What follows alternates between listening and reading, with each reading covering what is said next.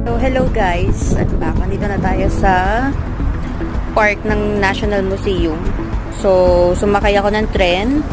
Bumaba ako sa National Museum Station. And then, tumawid lang ako. And I'm here. So, eto siya. Dito siya sa likod ko.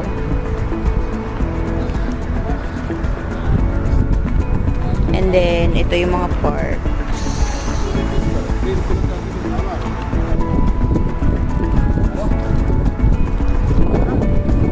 So, nakita nyo naman na medyo modern ang architecture nila dito.